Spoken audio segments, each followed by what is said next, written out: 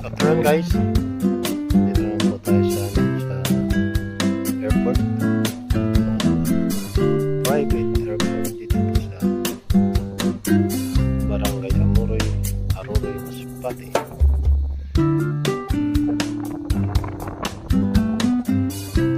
Tayo sa gilid, nakikita natin ito nga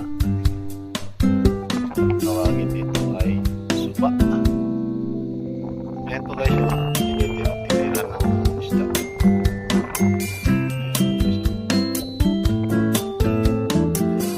Lagyan ng ganyan para may buwa silang isda pagka sinisip. Ayan po yung ating mangrove. Ayan po, napaka-malawak din na mangrove na yun. Tawagin ay mangrove miyapi. At ito rin po yung dagat. Ayan. Ayan po.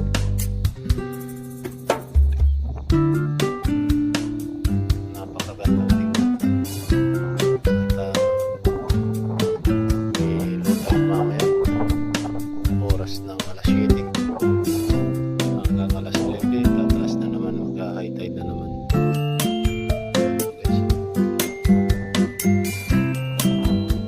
Simula na kababa ng dagat, kaya lang mahangin, hindi tayo makaka-ilaw. Mamaya mangangapa ako para may babagsimin mo guys.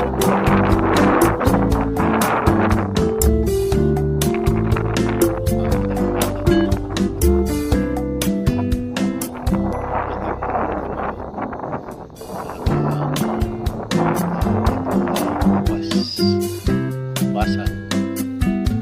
Dito maraming iba-ibang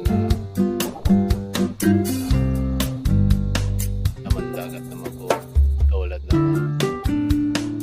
hipon, alimasag, sugpo, shell. Lahat ng klase ng shell meron yan.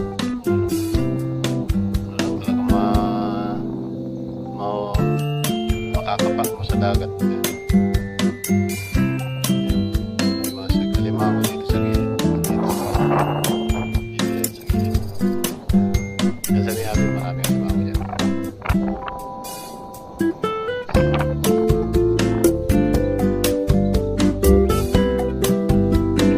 Okay, yun ang bundok ng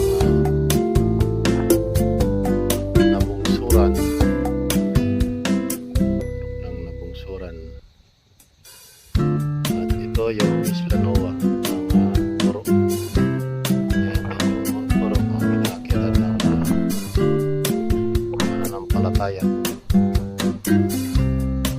Ayan. Ayan yung may cross sa taas. Yan yung nasa tuktok. May cross yan dyan.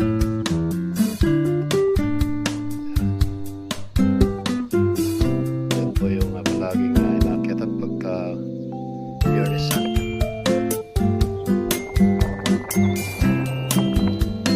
Mount Puro. Nakakain yung ating brother, napakataas ngayon. Ganyan na.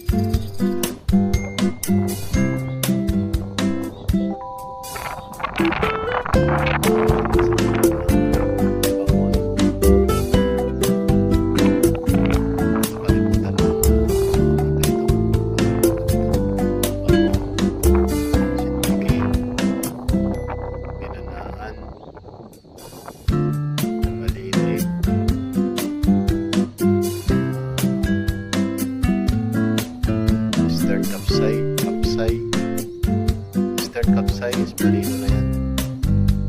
Kapsay.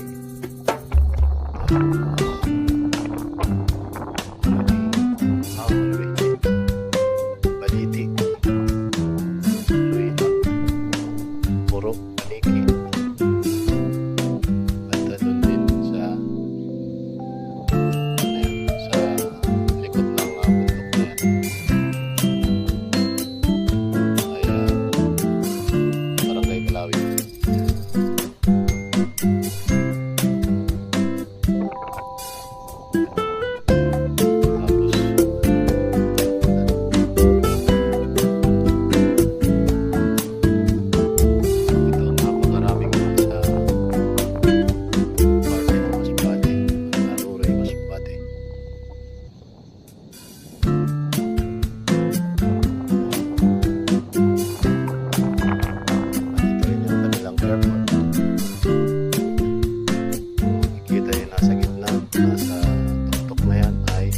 Mount Mayon. Mayon. Ito yung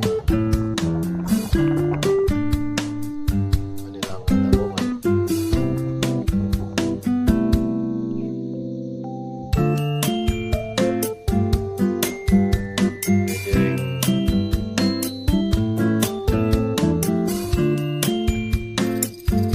Pwede rin gamitin sa government